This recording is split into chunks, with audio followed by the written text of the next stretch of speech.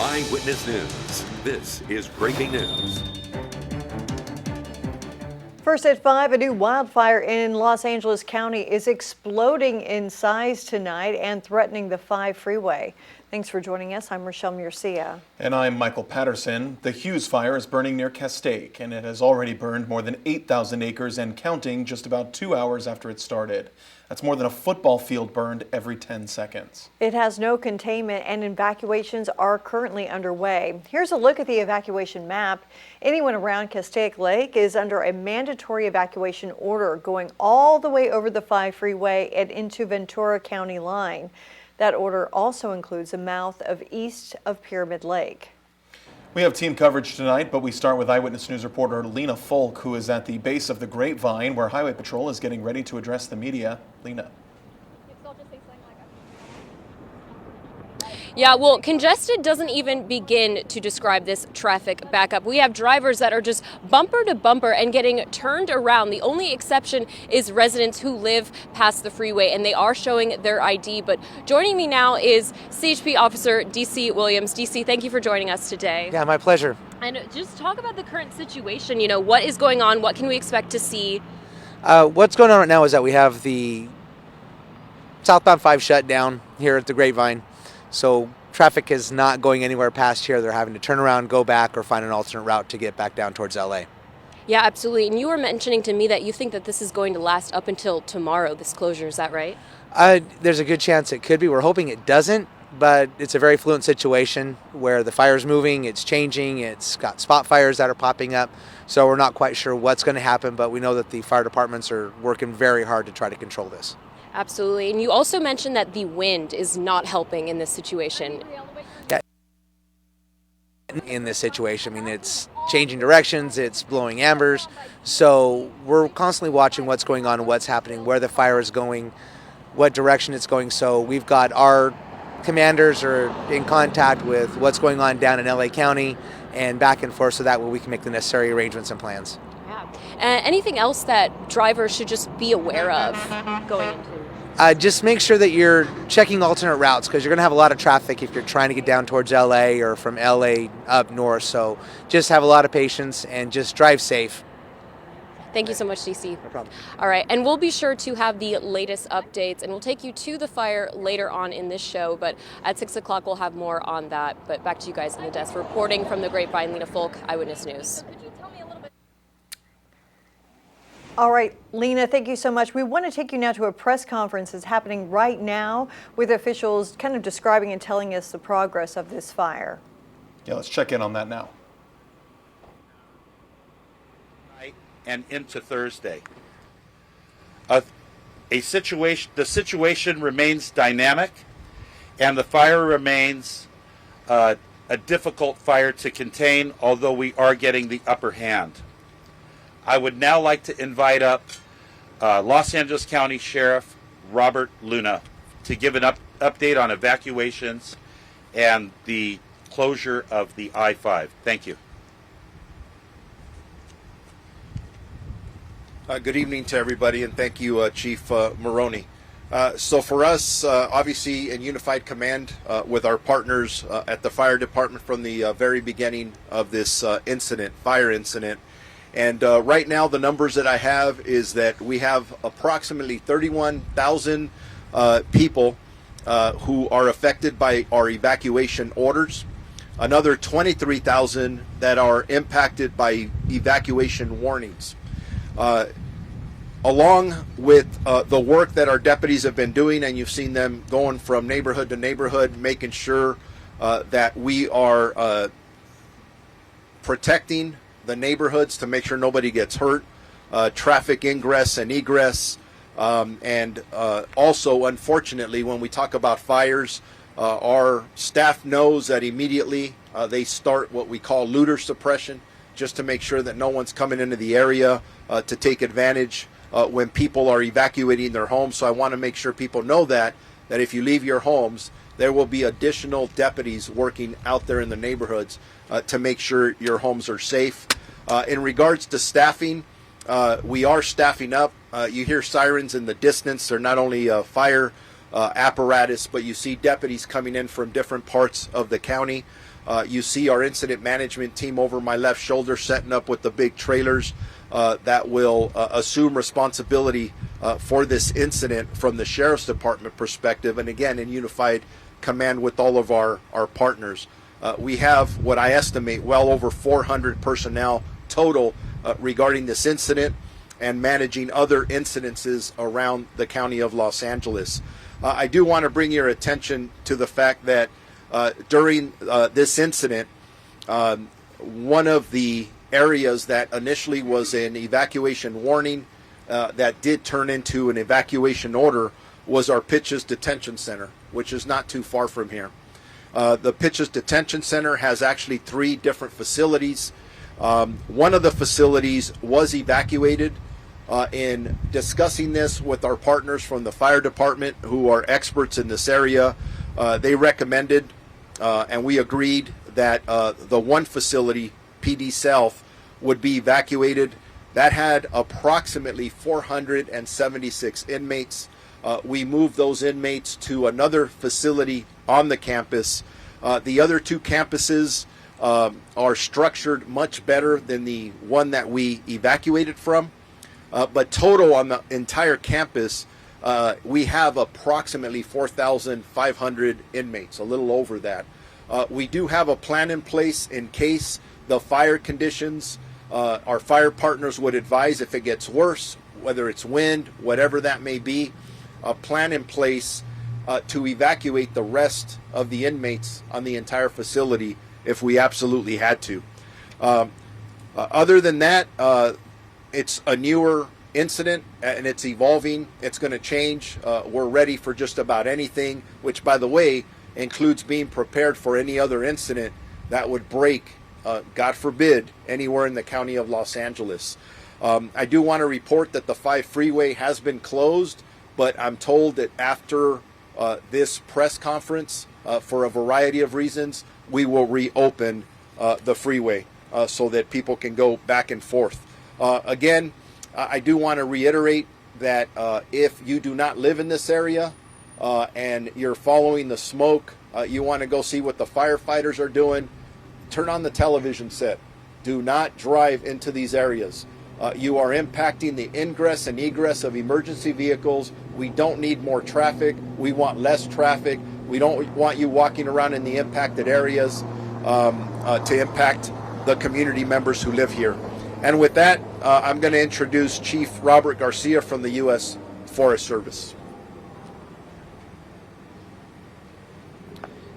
Good evening. Just want to first say thank you to Sheriff Luna and Fire Chief Maroney and Director Joe Tyler for the partnership. This incident started out in the early part of the day, as Chief Maroney indicated, and this is in a mutual threat zone, so Los Angeles County Fire Department and the Angeles National Forest entered into unified command right away.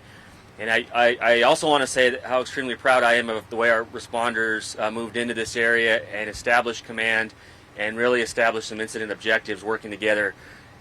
The conditions that we're under aren't as severe as what we've been facing over the last week or two.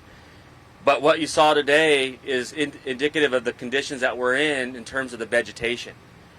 So although we're not under a particularly dangerous situation in terms of the wind, our wildland fire condition is critical. Absent wind, the fire is going to move through the vegetation like you saw today with the slope and chasing fuel. Very dangerous conditions as to what led to the U.S. Forest Service closing all of the Angeles National Forest. And this is exactly an example why. The other thing I want to offer in terms of resources, I hope that all the citizens here in the area are proud of the pre-positioning and the robust response. This area always sees a robust response in the mutual threat zone.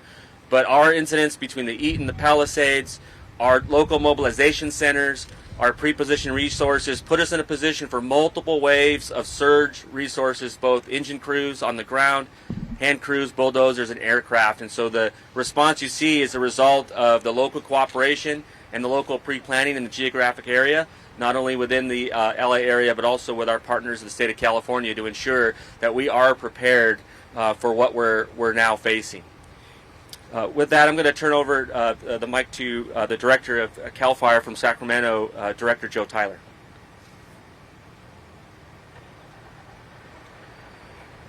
Good evening, everyone. My name is Joe Tyler. I'm the Director and Fire Chief of CAL FIRE.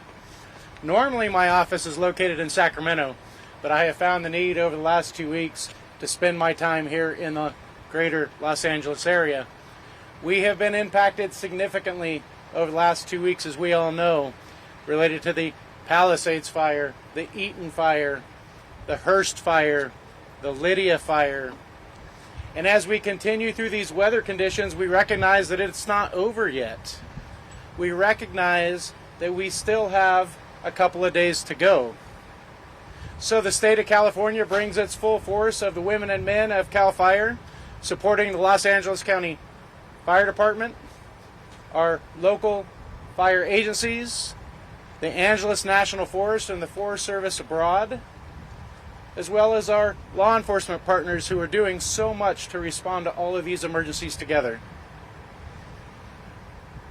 Cal OES has utilized funds to bring together pre-positioned resources across Southern California, and the California National Guard has located aircraft, both rotor wing helicopters and fixed wings mobile or modular MAFS units to be able to supplement the air tankers that we have here available locally. This fire had a robust response today, and as you can see behind us, the responders are doing great work to try to contain this fire. Certainly, we are not out of the woods yet. It is important to take heed and caution and follow the directions of local law enforcement and your first responders as they are asking you to evacuate the area. Doing that will allow our fire resources to be able to conduct perimeter control and extinguish the flaming front of this fire. Many times we find ourselves trying to rescue evacuees, but today the community heeded that lesson and many evacuated the area, allowing them to fight the fire. We will continue to be here to support, not only now, but as we move into the next phase with the potential of rains coming forward and trying to mitigate the landscape to avoid debris flows and flooding. We will be here for you. I want to take the opportunity now to invite the Mayor of Santa Clarita, Bill Miranda, to the podium.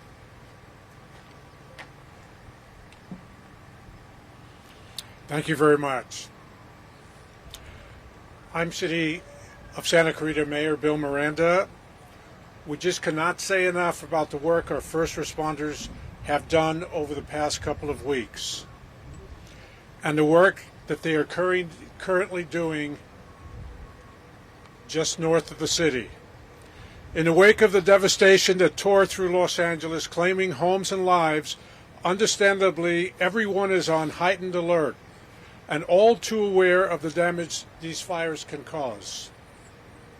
I want to re-emphasize the importance of listening to our first responders and paying attention to the emergency alerts.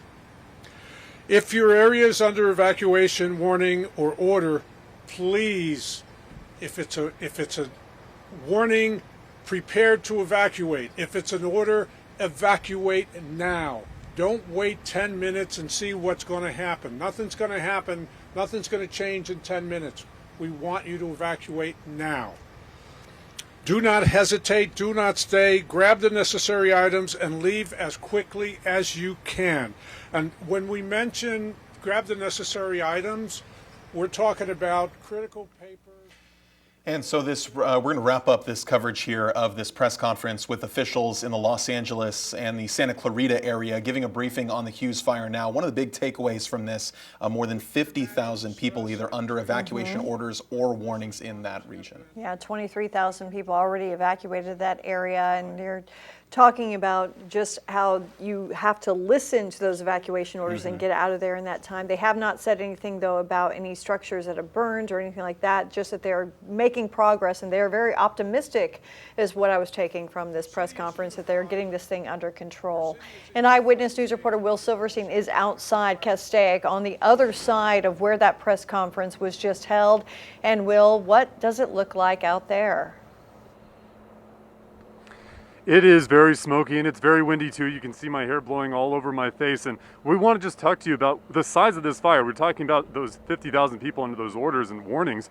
This fire is already over 8,000 acres. That's more than half the size of that Palisades fire down in Altadena, and about a little more than a third of the size of the Palisades fire, half the size of the Eden fire down in Pasadena. It is so smoky out here. We want to take you to these flames burning right behind us, where we've seen several water drops from helicopters all over this area. We've seen kind of at least 2 different helicopters, and you can see also in the distance there are some flashing lights. Those flashing lights that you see at the bottom of those hillsides there are bulldozers that are trying to make it easier for firefighters to go through and make it easier to extinguish the flames that you can see burning along that hillside.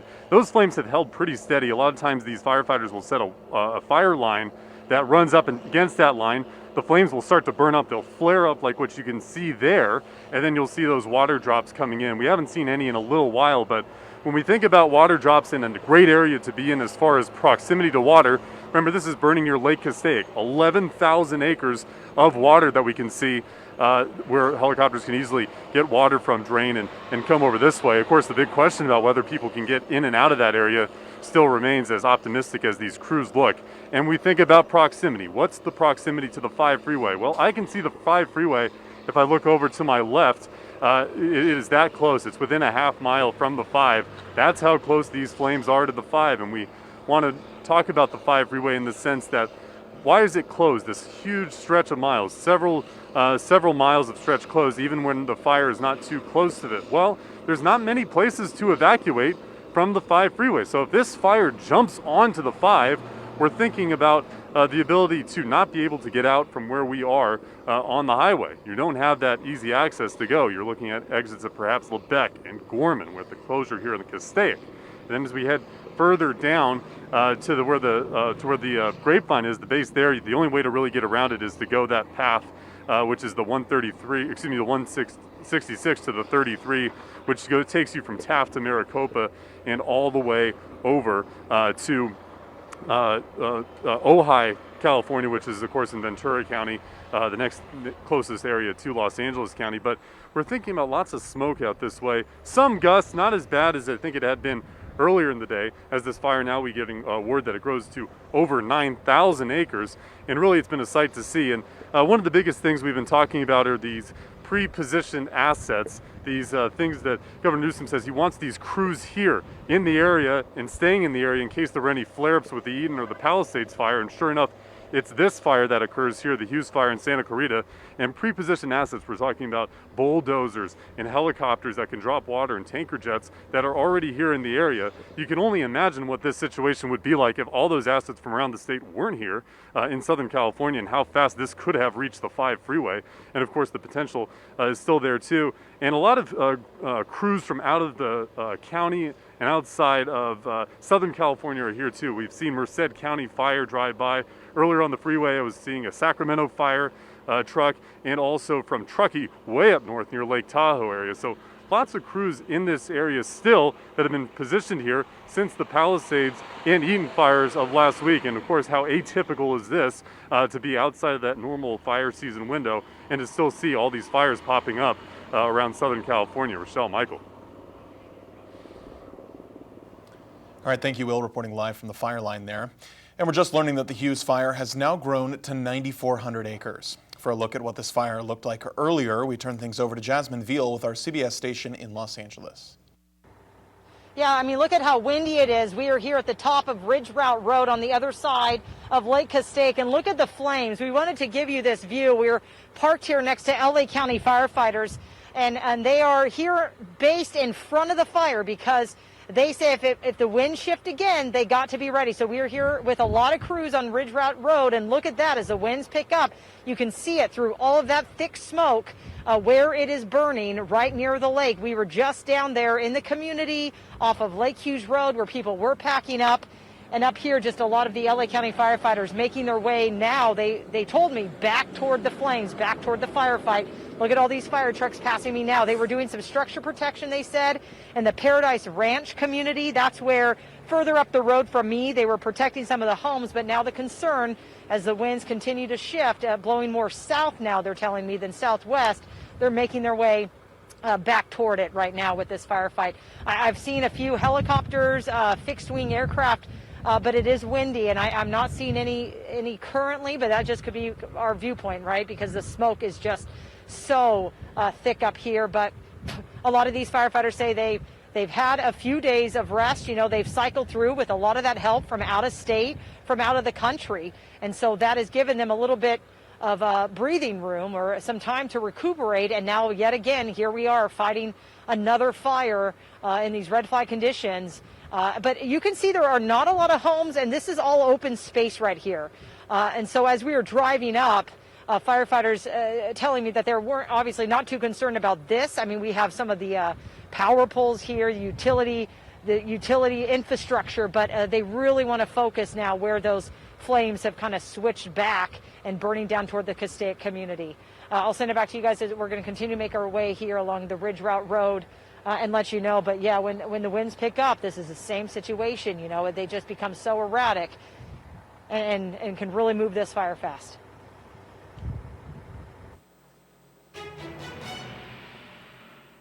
Well, we have quite a few watches and warnings in place right now for the Santa Clarita area, as well as down to Los Angeles as well. We are seeing those winds sort of tapering down now, but they haven't reached their peak yet. They'll start to reach their peak as we make our way into tonight, into tomorrow morning as well. Tonight, wind gusts are expected to reach up to about 60 miles per hour. So although, as we heard earlier in the press conference, they are making great progress now, those winds are expected to pick up again as we make our way to the night. As you can see here, moving through Thursday, seeing more red on the map, but then again tapering down later on into Thursday evening and afternoon. So that is the good news there. But again, we are expecting to see that peak as we make our way into tonight. And the big concern that we have here is the dry conditions, the low humidity levels, and also those strong winds is what's been fueling these fires that we've been seeing just pretty much since the start of the year for the Southern California area. Now closer to home for us here in Kern County and Bakersfield. So overall, again, looking at our low humidity levels, again, speaking to our dry conditions that we're seeing outside and just making things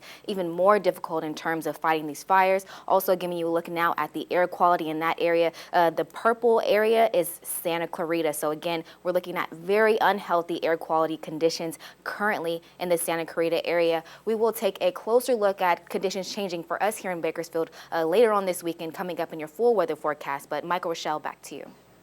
All right, Mike, I appreciate that. And for the latest updates as we continue to track this fire, you can stay with us online at BakersfieldNow.com. And we'll be right back after this with how one California legislator is looking to redirect money to prevent future wildfires. You're looking live right now at the Hughes Fire burning in Castaic.